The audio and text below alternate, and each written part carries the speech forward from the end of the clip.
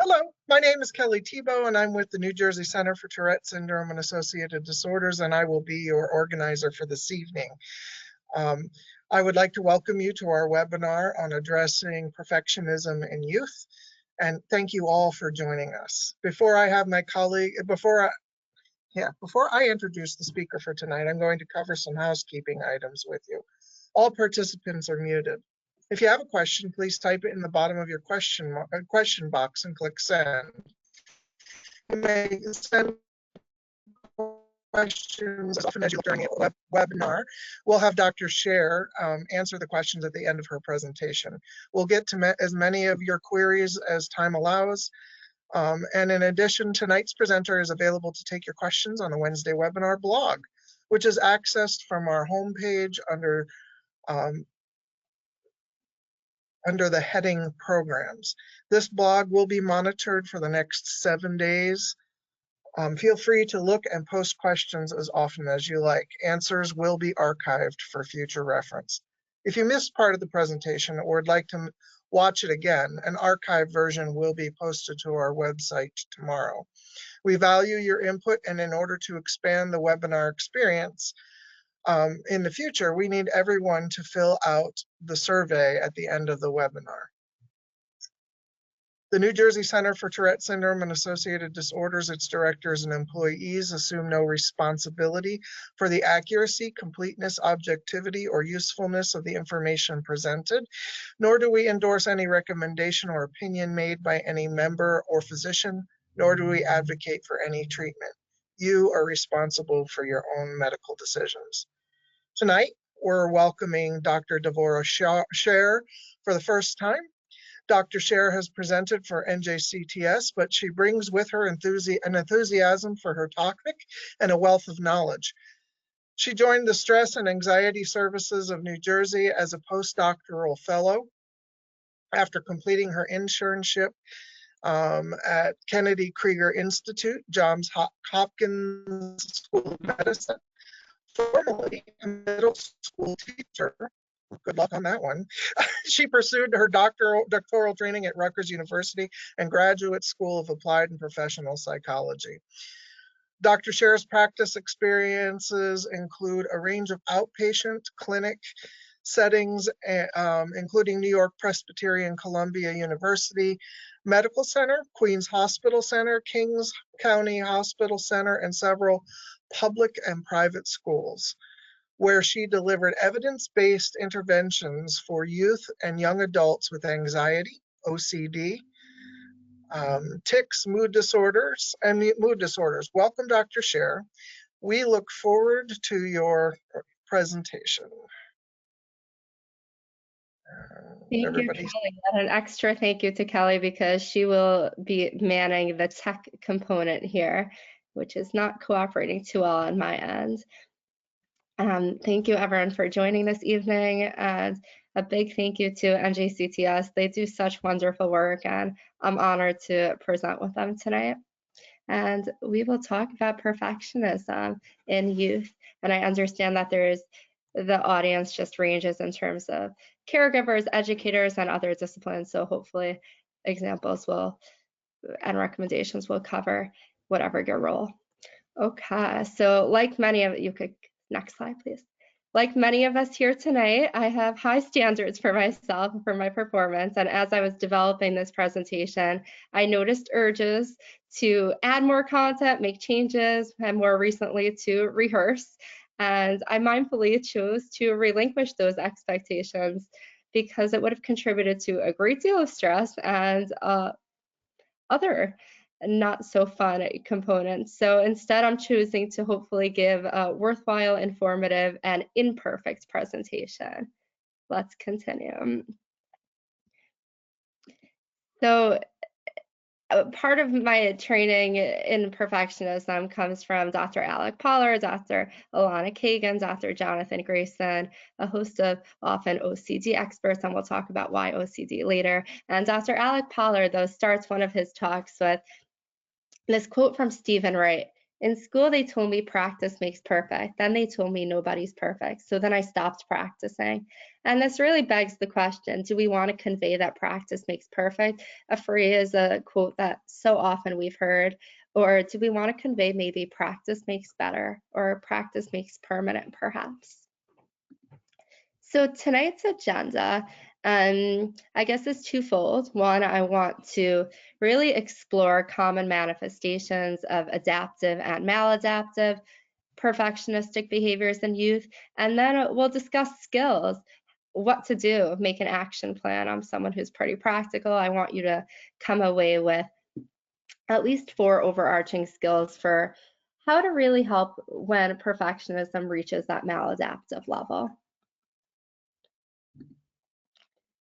I want to give a range of examples in terms of just like how we know what perfectionism behavior looks like. And as I go through examples, think about which resonates with you, what you've observed. Let's start. So your 16-year-old appears so frustrated with himself after receiving a 98% on an exam. So after receiving an imperfect mark, even though it's so close to that 100, that student often might feel like a failure if they're experiencing perfectionist concerns. Or the next one, after not being invited to enter the soccer fields first, that 9-year-old child feels like she's last because she's not first, and perhaps even wonders whether the coach is upset with her. Or how about a high school student procrastinating and avoiding yet another big assignment?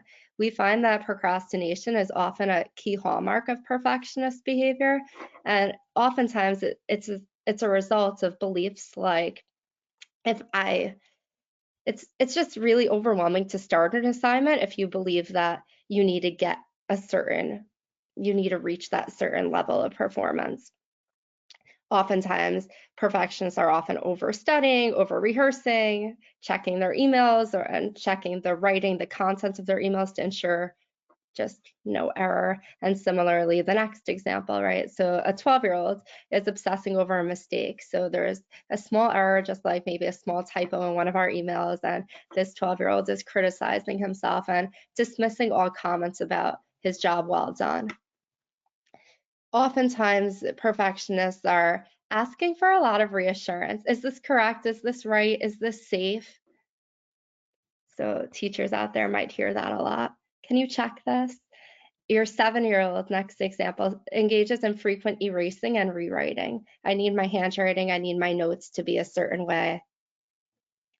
The next one is often surprising to people. What do you mean? My child's room is so messy. How could he or she be a perfectionist like this? And often we find that because of the pressure to maintain a kept room, the pressure to maintain that room is just so overwhelming that sometimes it's just easier to get by the day with the hope of being clean rather than having to clean it. Or similar but a little bit different, like maintaining that, even if I could achieve this right now, even if I could achieve my room being a certain way right now, it won't be able to last forever. And that's just really threatening for a person. And last example here, your senior in high school is demonstrating difficulty making decisions, difficulty committing to college plans. Oftentimes perfectionists feel like I need as much information as I can about this specific decision. Similar, of course, college is very different than what to buy in a store, but similar decision-making skills. And oftentimes perfectionists, if they're in a store, I don't know what to buy, I can't decide. I don't have enough information. I need more. And that, again, oftentimes comes along with that reassurance. Is this right? Is this what I'm supposed to be doing, quote unquote? Who knows what's supposed to, but we'll talk about that. So what all of these examples hopefully highlighted was that, one, perfectionists don't believe or think they're perfect. If anything, the opposite. They feel like they can't reach that level often. They're not perfectionistic necessarily about everything, and their behavior doesn't necessarily look perfectionist. It's important to understand what beliefs are behind the perfectionist behavior. And oftentimes beliefs are related to whether or not they could handle this discomfort, the discomfort of not knowing what's going to happen. And let's just look through these beliefs and we'll talk more about the heart of the anxiety here. If you aren't first, you're last. So think about just that example with that child on the soccer field. They got picked second, but they feel like they're not the best. For me, things aren't right if they're not perfect. Even minor mistakes feel to some people like a job isn't complete. I need to have perfect understanding of this topic in order, things should be perfect according to my own standards. In order to be a worthwhile person, I must be perfect at everything I do. In order to speak, I need my words perfectly crafted. And if I had that belief, I would not be able to speak about this tonight because my words are not perfectly crafted. I'm stumbling at times. I must keep working at something until it's done exactly right. For me, making a mistake is as bad as failing completely. I must be the best at things that are important to me. And lastly here, if I can't do something perfectly, I shouldn't do it at all. And let's emphasize that these beliefs aren't necessarily true, and we're not looking to just demonstrate how accurate they are. It is, however, important to understand what is this belief, whether it's rational or irrational.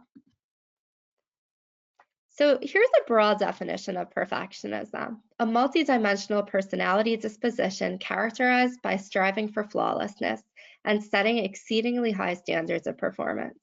And you'll notice in this definition, it's pretty neutral. It doesn't commit to being adaptive or maladaptive here.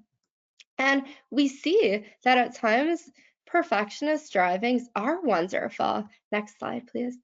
They are wonderful at times. It's exciting to get that 100 on the exam. It's exciting to get that attention, to get that recognition of being first or winning that game. And I really want to emphasize that at times, the reason why we continue with trying to strive for that belief is because it's exciting, it's rewarding, it feels good. And when a person is productive, great, wonderful. If a person's meeting their standards, that's really great. And oftentimes, though, perfectionist strivings do come at a great cost. And that's why the next definition that I'll highlight here focuses more on the maladaptive element.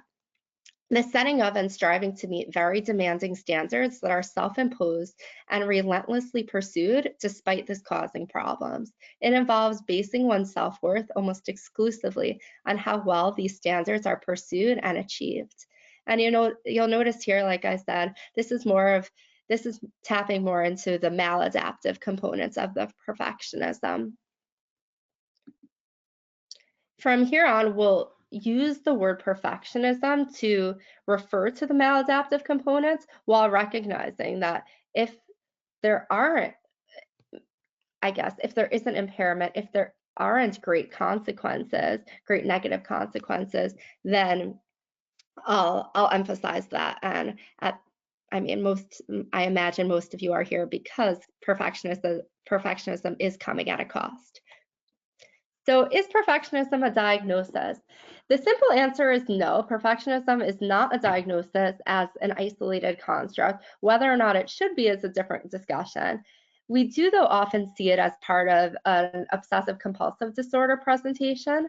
And I want to just take a minute to describe what OCD is and what it's not. Oftentimes people associate OCD as hand washing, contamination, and really it's more than that. OCD is about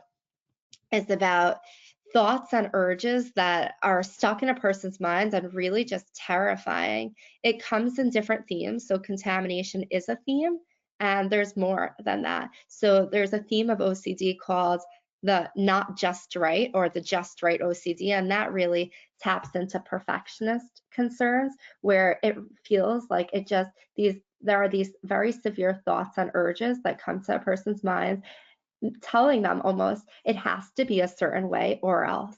And those obsessions, those intrusive thoughts will really try to have a person perform what we call compulsive behavior or rituals. And we'll talk more about this later, but I want to emphasize that perfectionism is not a diagnosis, and we do often see it correlated with other forms of mental health diagnoses, specifically OCD.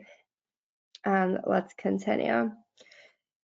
So in addition to OCD, there's perfectionist concerns. So the maladaptive forms of perfectionism correlate with other anxiety disorders like panic disorder, generalized anxiety disorder, social anxiety, other types of disorders like body dysmorphic disorder, depression, eating disorders, in addition to medical conditions, gastrointestinal disorders, migraines.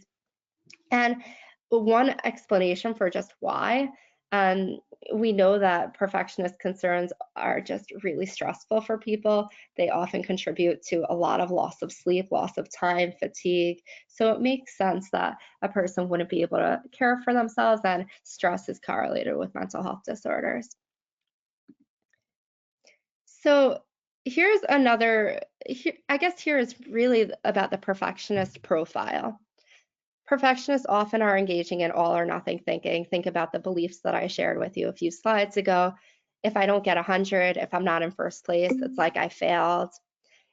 Perfectionists are often setting close to impossible goals, really high goals. And if there's a flaw, it really feels very, very threatening.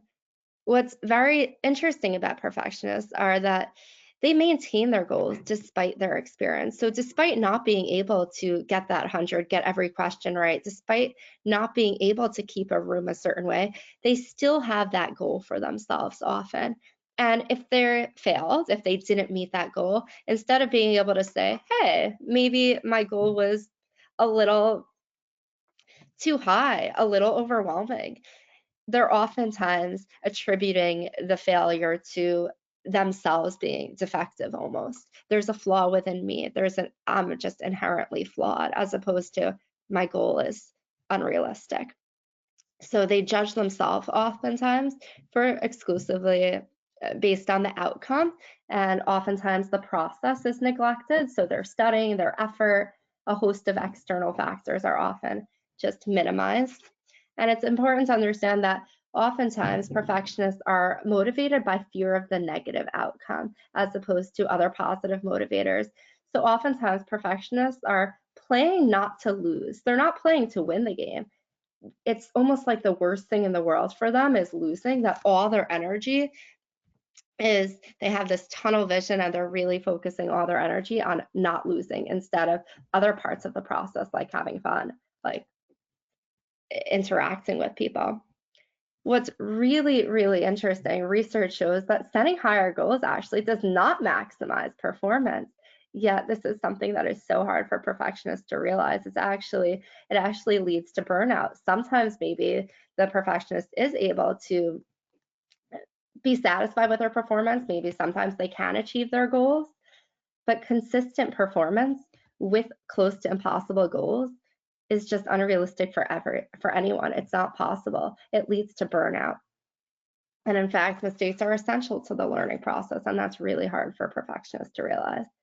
So the consequences, there are so many consequences. I do want to point out before even going through these consequences that it's our job as a therapist, it's my job as parents, educators, whatever your role, to almost subtly point out the costs, just like we're doing now, subtly point out the costs of what it's like to strive for this flawlessness. Oftentimes, it's interesting that oftentimes people don't come to therapy with perfectionism being their primary complaint.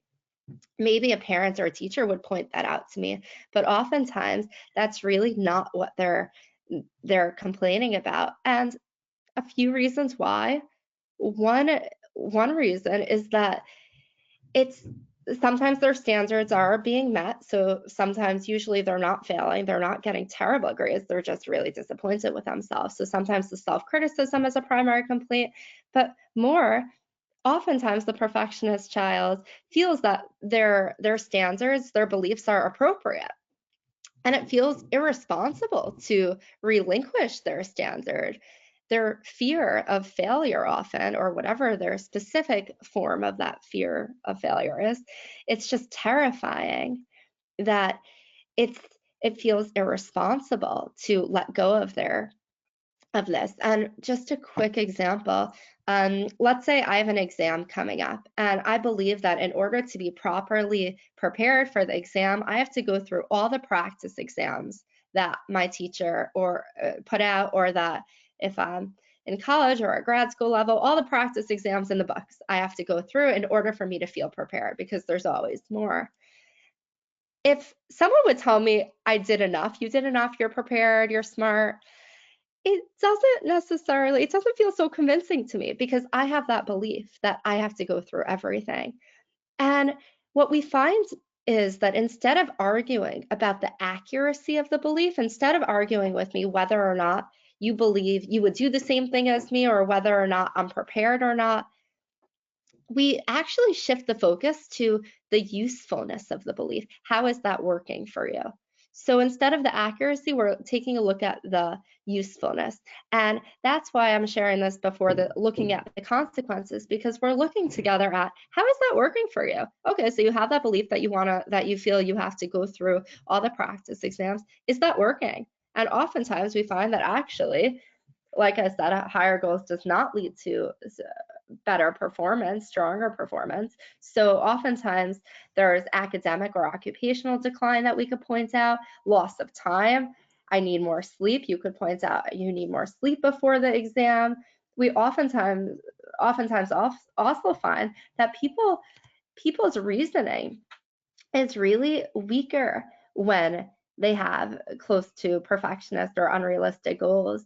It's interesting, there was this example that Dr. Jonathan Grayson, an OCD expert, shared at this past year's OCD conference, and he was saying that in the automobile industry, they actually don't want, when they're developing a new automobile, the companies are actually instructing the employees, don't create an 100% perfect, don't create a perfect car model.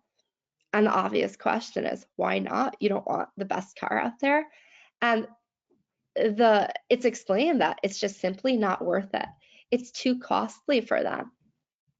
And I thought that was just an interesting example to share, because even where productivity is the goal, it's not necessarily better to strive for perfect.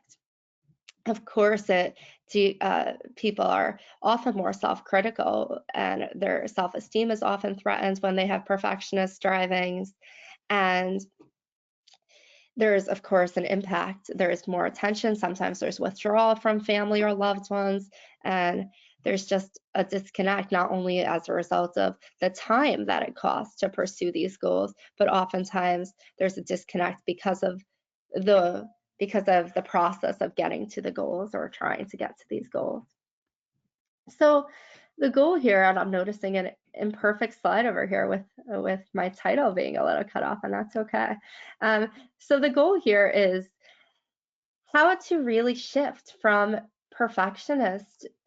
being a perfectionist to what we would call a pursuer of excellence. And it's very scary. Like I said, it feels irresponsible for a perfectionist to relinquish that. And even just thinking about their all or nothing thinking patterns, suggesting an alternative is really tricky, because for them it's either all or nothing. So it feels just, you're telling me to give this up, but then I'm going to fail. We're hoping to be able to, and we'll go through how exactly in the next part, but we're hoping to suggest an alternative, to suggest a non-catastrophic alternative. Let's try for excellent instead. And we're going to point out that, you're not able to meet these goals consistently. So let's try for an alternative. And instead, we're going to suggest where the goal will be to have the perfectionist commit to attainable goals, modify the goals based on experience, be able to judge themselves based on multiple criteria, and take a look, and to be able to appreciate or observe with curiosity the process and positive outcomes. So let's turn to part 2 now. And this is really about the how. Let's make an action plan. And as we shift to ways that you can support your children, or children that you're working with maladaptive perfectionist tendencies, I want to start off by dispelling a very common myth. And this is a quote that, the next slide will show a quote by Dr. Elie Leibowitz. He's a brilliant anxiety specialist, a director. He's the director of the program for anxiety disorders at the Yale School of Medicine. And he writes this quote: "The desire to help your children live the best lives they can live and to overcome challenges they face is completely separate from the notion that you as a parent caused your child's difficulties." And there are so many explanations for why these are separate notions. I mean, one explanation that's a quick one to give, and I'm happy if people in the Q&A section wanna ask more, but one quick explanation is oftentimes when we're working with a child with anxiety and there's another sibling, usually not every child in the family presents with the same type of anxiety. Usually we actually find that there's not more than one or two. I mean, we know anxiety is usually 1 in 5, around 20%, 20 to 25% of the population, and we often find that in a family, usually it's only affecting, or I should say it's not affecting the whole family. And that's something to suggest that maybe there's another variable, such as genetics or something else. And we often say correlation is not the same as causation, just because there is a correlation between, let's say, a parent with anxiety and a child. That's not a causal relationship. So let's remember this and eliminate the blame here as we're understanding some recommendations. So I want to review the basic model of anxiety. And let's just take a situation. Might look more confusing and probably easier with a situation. Let's take a situation of a child with fear of heights approaching a roller coaster. So as the child is approaching the roller coaster, his or her anxiety is intensifying. It's climbing. And you'll notice that's where it's going up on the wave. I'll call this the wave of anxiety. So it's going up, up, up. And then we notice there's a certain point, which here it's called the panic peak. There's a certain point where the anxiety, it just feels like it can't get any worse. It's the peak of that experience. And it's at that moment where the child will have a choice. Do I approach the roller coaster or do I retreat? Do I avoid? And essentially in all examples, and we'll talk more about it, it's approach or avoid. Do I approach that fear or do I avoid it?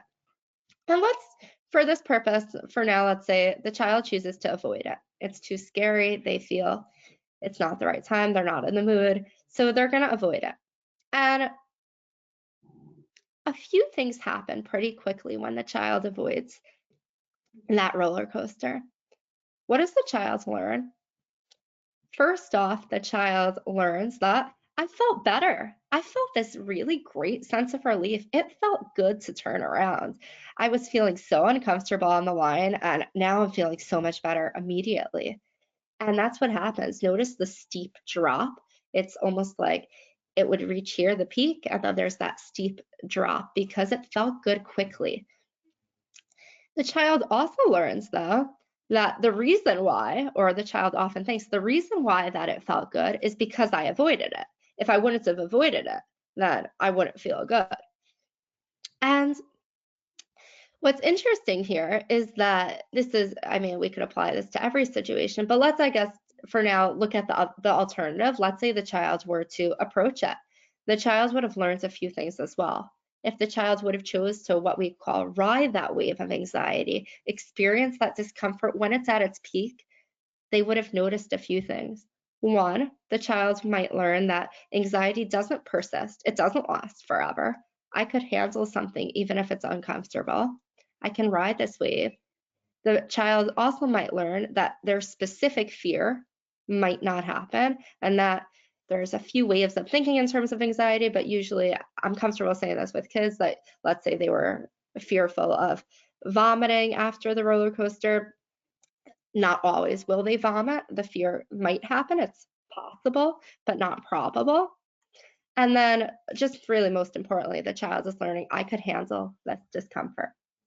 So we're going to keep this model in mind as we understand what happens and how we can how we can support a child with perfectionist tendencies.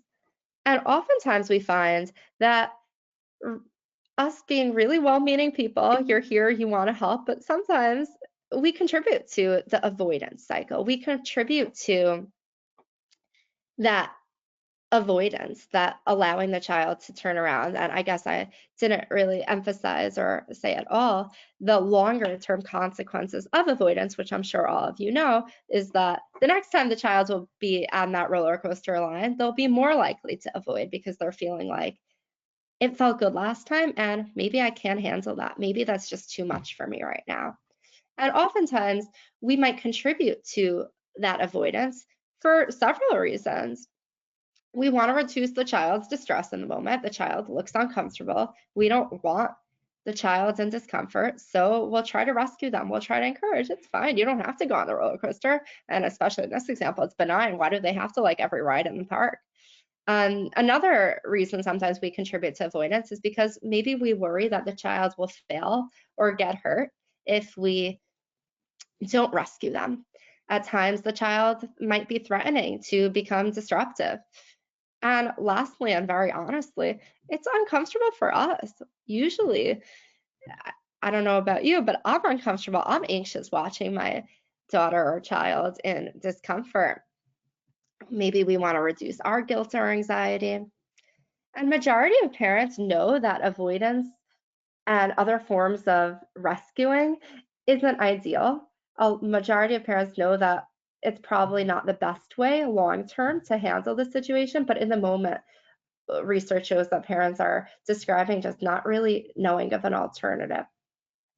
I want to also emphasize that reassurance seeking is a form of what we call this avoidant behavior, and we'll talk more about reassurance in a later slide, but I want to emphasize that reassurance is also a form of this cycle, this avoidance cycle, because what essentially is happening here is the child's anxiety is peaking. I don't know if I'm getting the question right. I can't handle this discomfort. I don't know if I could handle this discomfort.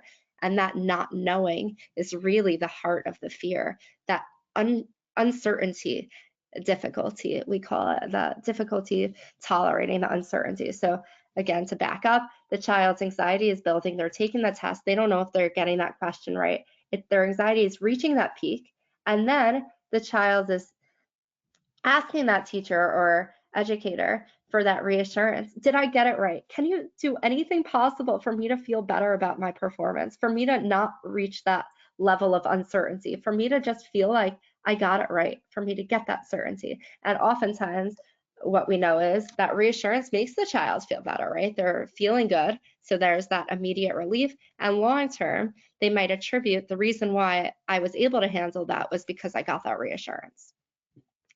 So I want to touch upon exposure and response prevention therapy because this is the gold standard therapy for obsessive compulsive disorder. And this is very similar to, I mean, it dovetails with the model of anxiety. And so often perfectionism is rooted in OCD, and even if it's not OCD level, more mild form or a subclinical level, the exposure and response prevention therapy might be appropriate still. So I want to emphasize what this is. And the idea here is that we want to encourage the riding the wave process. We want to expose the child to imperfection. We want to help the child realize that I could handle not knowing whether or not I get that mark. I want my child to really practice feeling a little discomfort in safe, tolerable ways. So I'll be on the slide for a little bit while I just explain some examples of how the therapy process might look. I know this presentation isn't necessarily geared to mental health professionals. I just wanted to touch upon this though.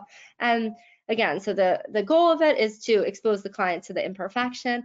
And though we want to prevent what we call the safety behaviors. We want to prevent the child from engaging in the rituals that are contributing to the avoidance, designing to reduce the fear.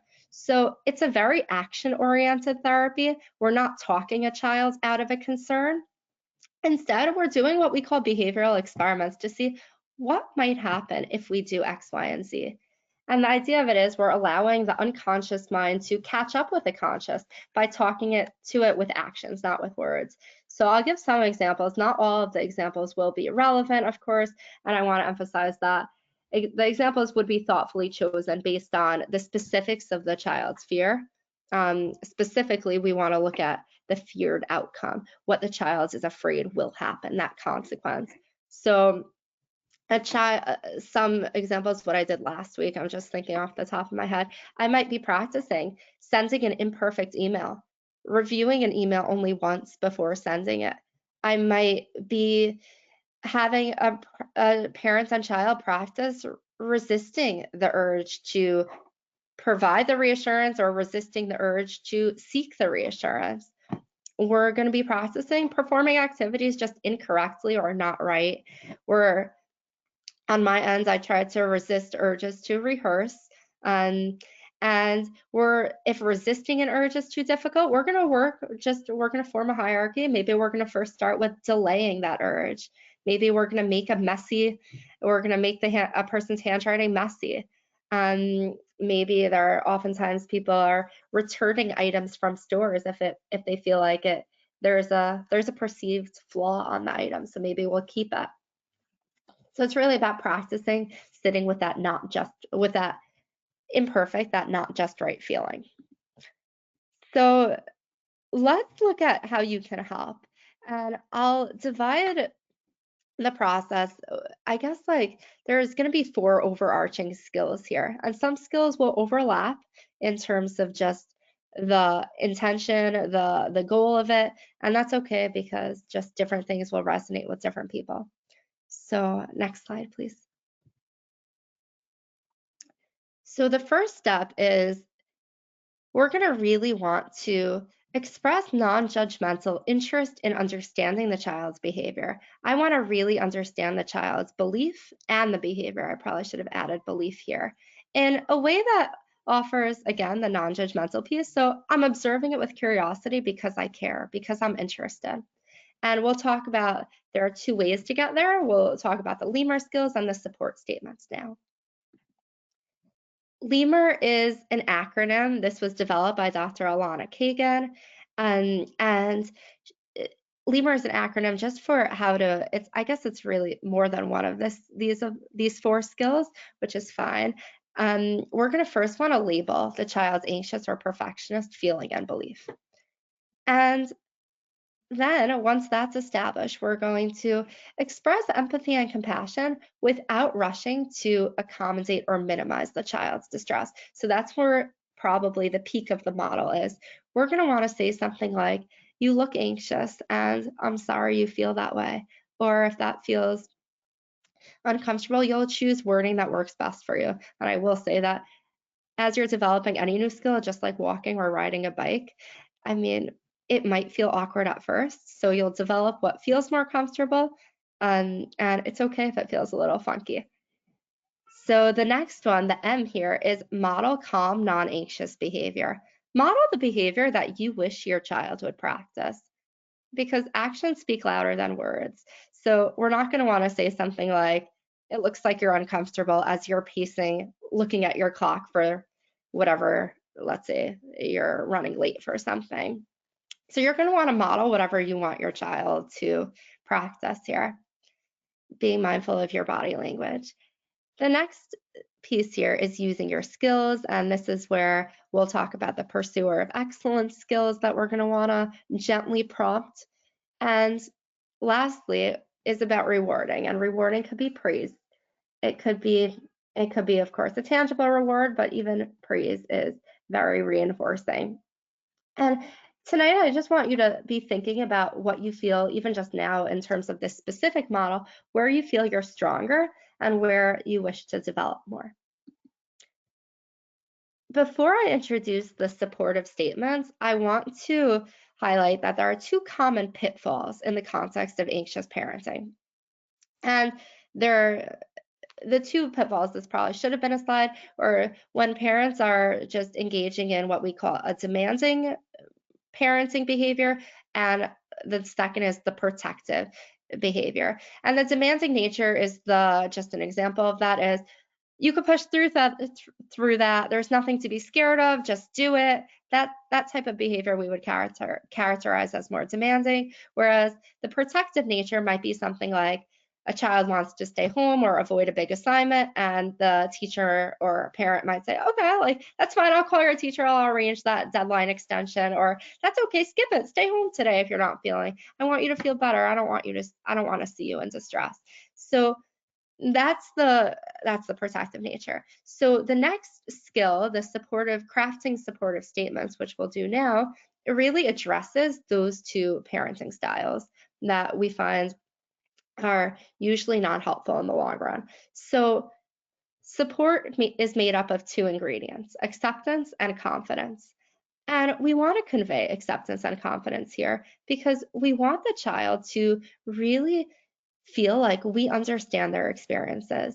Because if a child doesn't sense that you understand their experiences, and of course this is hard because it's an internal experience, it's a thought, usually it's a feeling that's hard to pinpoint, which is why it's even more important to demonstrate that understanding, because if a child doesn't sense that you get them, they'll be much more skeptical of your recommendations.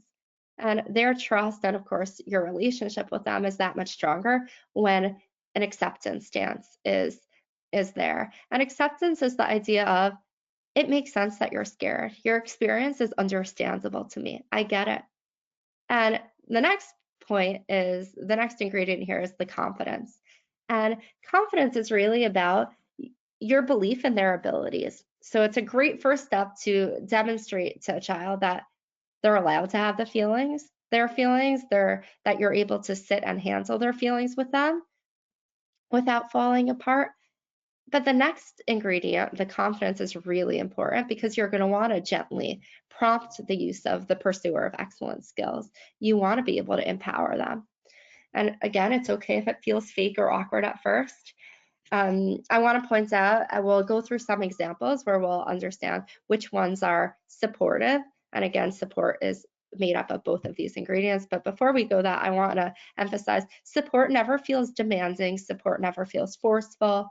Just think about sometimes the parallel with a medical situation is unfortunately very helpful for us.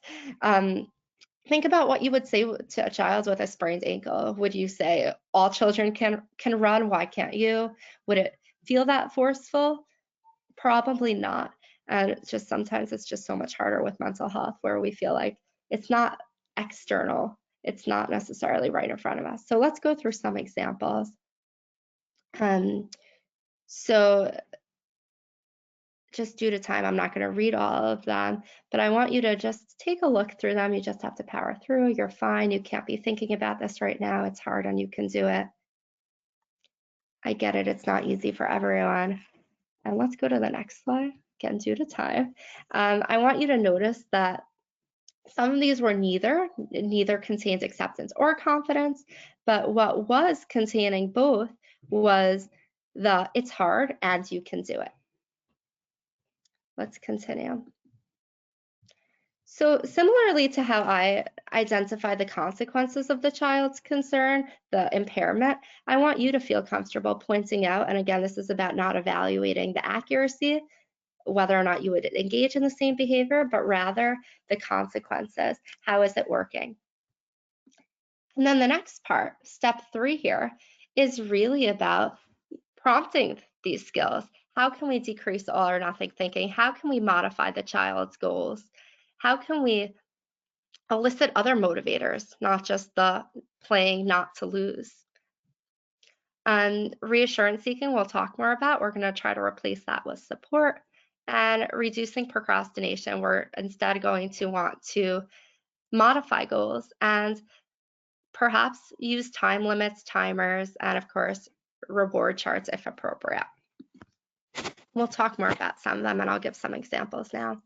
Dr. Alec Pollard deserves credit for this phrase, the perfectionist proclamation. And the perfectionist proclamation refers to what we frequently hear. I couldn't start this task, but next time I will. I'll do it next time. And so often we hear this. And when there is that failure to do something, so often, right, the perfectionist is, right, it's just like pleading. I'm going to do it next time. I'll do it now. And they're not oftentimes able to recognize that it was due to their high standard, and rather attribute it to a host of external factors. So we are not going to accept the perfectionist proclamation in a therapy session. We don't accept it. Instead, we say, okay, there's failure to do something, so let's modify the goal together because you were unable to do it and because you committed to it. And let's look at an example here of how to modify a goal. So we're going to delineate a process of writing an assignment, something that oftentimes is very overwhelming for students and people in general. So I'll just give an example for how we'll just elaborate on the first step, select the subject. We're going to want it as descriptive as possible. So it might be something like, I might give instructions to a child like this. You'll have 10 minutes to select the subject. And during the next 10 minutes, you can review your list, you can conduct brief research, you can ask other people for input, you can look at your notes, this handout that I gave you, and I want you to write down all the ideas that come to your mind on this piece of paper without judging them. Anything that comes into your mind, you'll generate this list. And by the time the alarm sounds, you'll select something here and you'll commit to writing a paper on this subject. And if you don't circle any of them within when the timer is up, then you're gonna do it on the first one that you wrote. And the goal here is we wanna model, we wanna encourage the good enough. It might not be the perfect one, but we're not gonna allow for that hour or that days long period of checking for or trying to select that perfect subject. So the other, I'm not gonna just give details for 2 to 6, but just an example. The goal here, right, is reasonable editing. You want to be able to sit with that discomfort of handing in a good enough assignment. Next slide.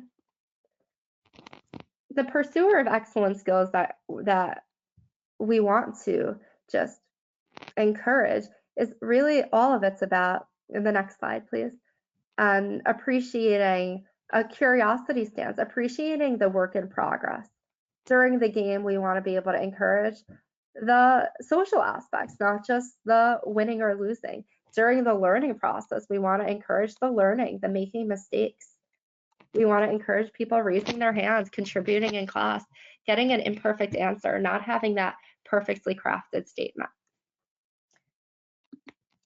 And the next slide depicts just an example of a perfectionist type chart that I might use, and you'll see what works. Obviously it wouldn't work for everyone, but there are ways to just be able to reward kids like points, and maybe you'll want to think about ways to reward behavior that you want to see. So making things messy might be a way to earn points here. Completing assignments, because procrastination is such a key hallmark to perfectionism. Resisting reassurance might deserve some rewards. You'll think about this if it's appropriate. I'm happy to send this PDF. The last of the 4 skills is agreeing with the fear. And this skill is about responding to reassurance-seeking behaviors differently. So if a child is asking, is this correct? I might just simply say, I don't know. Because the goal here is helping the child realize that the feared outcome might occur despite our best efforts. Failing, or whatever the feared outcome is, might happen, even though we don't want it to, even though it feels uncomfortable, even though it feels almost intolerable. And you can replace the reassurance seeking with support. So an example of a supportive statement is the 3rd here, but I want to encourage you, it doesn't have to be that lengthy. I just included it. I included that along with shorter, more concise responses. But an example of a supportive statement would be something like, I know, I see that the feeling of not knowing what you got on the test, or the feeling of not knowing if this is correct or not, is so uncomfortable. I'm confident in your abilities to pick an answer, to make a decision with the information that you have, with whatever you came in the test with. Other examples of how to respond to reassurance questioning, reassurance seeking, is just simply, we'll see, I'm not sure. Why should you trust me? I mean, we're not going to say that, but that's the idea. Why would you know better than them necessarily? We want them to practice tapping into, again, the heart of the anxiety is that uncertainty. I don't know what'll happen. I don't have a better answer for you. as I was developing these 4 steps, which we'll review, but as I was just developing this, I wanted to be mindful of the all or nothing trap that some audience members might be engaging in, almost like this is so much. This is a packed presentation in an hour, and I don't know what I'll be able to take away from this. It's a lot. And I want you to be mindful if that's occurring for you. I want you to be mindful of that and engage in the parallel process. So often that's what perfectionists might engage in, right? It's just too much. I don't know where to start. I'll shut down now. So instead, what we do in a therapy session, just like I'll want to encourage you to practice now, is think about why you're here. Think about the reasons. Tap into your motivation. Is this a worthwhile investment? Yeah, it's a new set of strategies, perhaps. It might require more effort. It probably will. And do I want to do this? How important is this for me? And essentially, then come to what can I take away? What aspects can I do now? And what am I stronger at? Really reflecting on that, giving yourself some self-pride too. I love this quote. It doesn't directly connect, but I thought I can include this. We must see the child as in trouble, not the cause of trouble. And so often, it's just so easy to get frustrated. We're human. It's not always fun to watch a child suffer. It's never fun to watch a child suffer. And sometimes it helps to just remember the child is also in discomfort right now. And let us review. So the 4 steps here. The first here is non-judgmentally labeling the perfectionist concern or belief. Think about the 2 slides where we went through a host of examples and then the beliefs. We want to really understand what's going through the child's internal experiences, what's going on internally for the child, remembering that the behavior might not look perfectionist, and remembering that this is probably the place where we'll use the first 2 LEMUR skills, labeling and expressing that compassion, or the supportive statements, acceptance and confidence equals support. The next is increasing motivation, not debating the belief, instead evaluating the usefulness of it. How is it working? What are the consequences here for striving for flawlessness? Are the beliefs adaptive or maladaptive? If they're adaptive, if the child's behavior, if the goals are being met, then don't address them. But if there is impairment associated with it, then we will want to likely encourage the pursuer of excellent skills, prompt the use of skills, and model that risk-taking, model that good enough, setting reasonable goals, be able to modify the goals based on experience like we talked about. And then lastly is the agreeing with the fear, reducing that reassurance, and instead feeling comfortable to say, I'm not sure. I don't have a good enough answer for you. I'm confident in your abilities, because the feared outcome might happen whether or not you provide that reassurance. I want to just briefly show my references. I learned from a lot of people. These are most of tonight's presentation comes from the works of Dr. Grayson, Dr. Kagan, Dr. Leibowitz, Dr. Myers, and Dr. Pollard. And I am happy to answer questions now.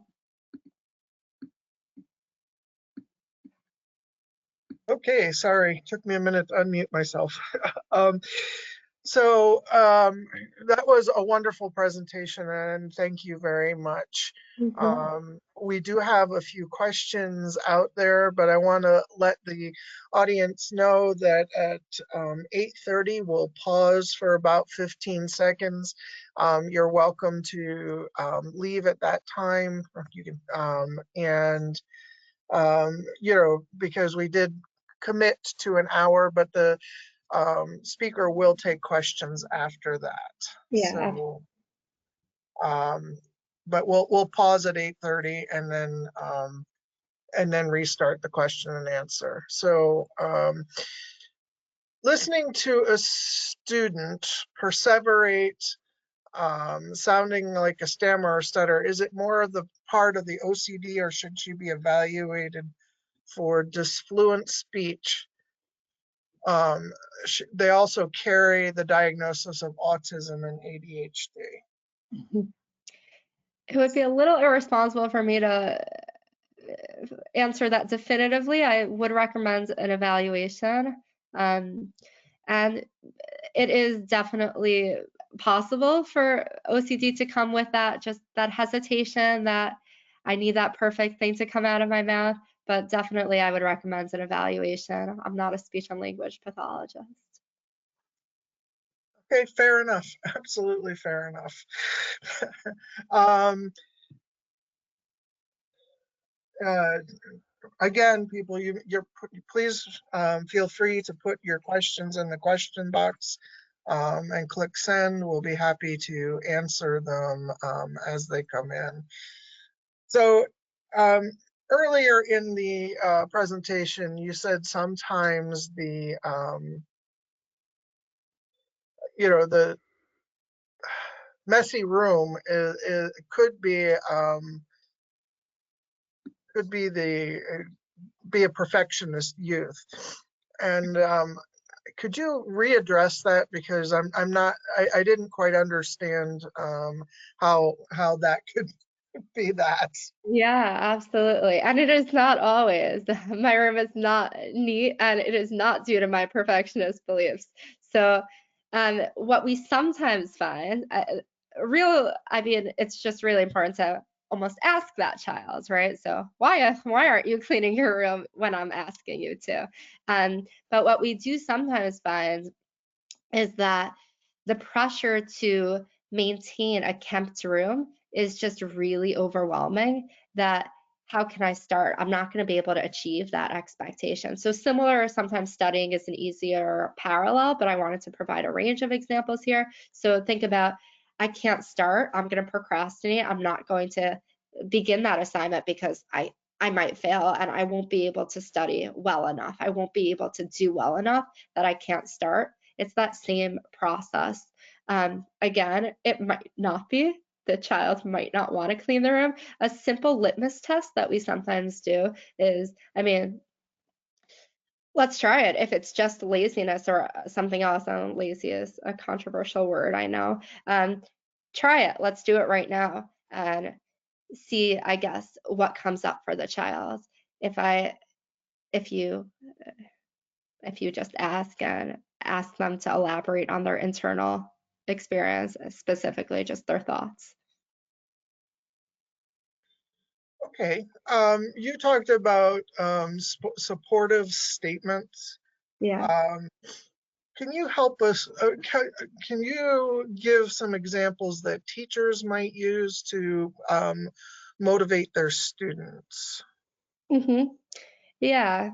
I'm specifically doing it from an anxiety framework right now. So motivation could, I mean, there's a lot underlying motivation, but specifically if anxiety is the key problem behind the motivation, I might want to say something like, it makes sense that you're scared about this. I get that it's hard and I'm asking you to do it. So you could be as gentle or as firm as needed, but the idea here is acceptance. I understand that this is what's going on for you. I understand you don't want to, maybe if I want to make it more broad. I understand this is difficult. I understand that it's not your choice. And I believe you can do it. I believe that you could get through this. I believe that you could handle this. Okay. So you're expressing that confidence and the acceptance. All right. Can you speak to the overlap of perfectionism and social anxiety regarding asking questions or participating in class? Yeah, we find that so often they're comorbid. Um, the question is a little open-ended. I'm happy to talk about the overlap. Just I have to de-identify completely. Let's say, trying to make it fictional over here. So a child with OCD who is feeling that just right theme or that not just right theme is also, let's say, feeling like I can't participate because, like, I think I might have shared this example, I'm embarrassed. What if my friends, and this is getting to the social anxiety, what if my friends laugh at me? What if they reject me based on my speech not being perfect over here, based on my making an error? I'll say the wrong answer, I'll make a little mistake, or I'll make a big mistake, and they'll reject me. I won't be liked. That is just an example. Happy to elaborate if the questioner wants to follow up. Okay. The time is 8:30, and we can, those of you that need to go attend to other things, we were happy to have you. Please fill out the survey as you leave. If you want to, you're welcome to stay on, and Dr. Scher will answer some more questions that we have. So again, thank you for attending. Yes, thank you for joining. And I'm happy to stay if there are more questions. And there are. So let's start off with this. How does your approach change if the parent and the child are both perfectionists? So that's a great question. The approach does not change. Part of the LEMUR model, the U was use your skills. It's so hard, but we're going to encourage the parent to use whatever skills that they can, and if they need professional help, that's okay. We might collaborate with a therapist if needed. But we're going to look at the goal, and oftentimes we do find that perfectionist behaviors do run in families. So the approach does not change. We're just going to be mindful of helping a parent handle their discomfort and understand that the risk taking might be harder, and it's okay. We believe that both the parent and child could experience success with this process. Okay. I have an 8-year-old who cries hysterically if they don't hit a baseball or if they don't strike someone else out when they're being the pitcher. And this seems to be a therapist asking this question. Mm-hmm. Yeah, it's hard. I don't hear an exact question. I do empathize. That's a hard situation. I would really encourage, if this is a therapist working on it, we're going to do exposure therapy together, and we're going to form a hierarchy. Maybe we're not going to use that example to start, but we're going to look at what we call the function of the fear. So what's reinforcing the fear? What's the feared outcome? Is the child afraid of the failure, perhaps the social component, being in front of the crowd? And we're going to find other ways to slowly and gradually attack and challenge that feared outcome, without necessarily starting with that experience if it's hysterical crying. Okay. Is it possible to notice perfectionism in a child as young as 4 years old? And how do you work with that child that young, who doesn't have the same kind of understanding as an older child? Yeah, it's very possible. It's hard to know exactly their internal experience, namely their thoughts or their beliefs. We still, though, can attack it a very similar way. My young child, I was worried that we were also going that direction today on an outing, and we practice just approaching that fear. And maybe first you would do something like, we call it the I do, we do, then you do model, where first I do it, I make that mistake, or the questioner didn't provide an example, which is fine, but maybe first I practice that imperfection, and then we do it together, and then slowly we'll watch the child do it. So perhaps rewards will be more helpful with a child as young as 4. And I want to also encourage parents can be directive in this. When if it's an older teenager or a young adult, we might want to encourage a more collaborative process, whereas younger, it will be more directive.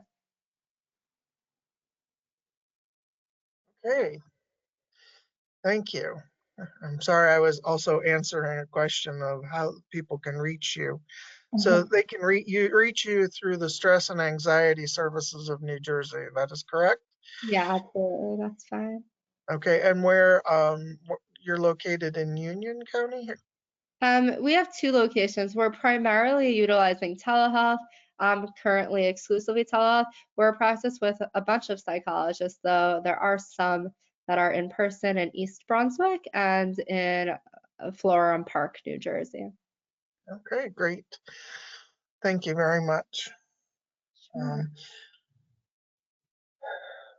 So those are the end of the questions for the moment. So I think we'll end the webinar for this evening.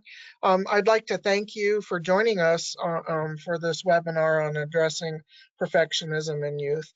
There is an exit survey which we need everyone attending to fill out. The webinar blog is now open and available for the next 7 days on the NJCT website for any additional questions that we may not have gotten to or that you're just thinking about now.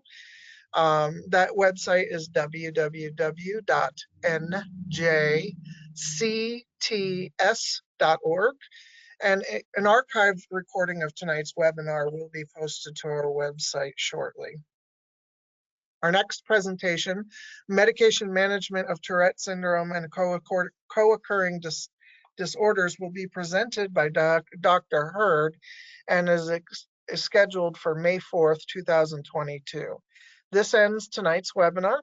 Thank you, Dr. Scher, for your presentation, and thank you everyone for attending. Good night. Good night. Thank you, everyone.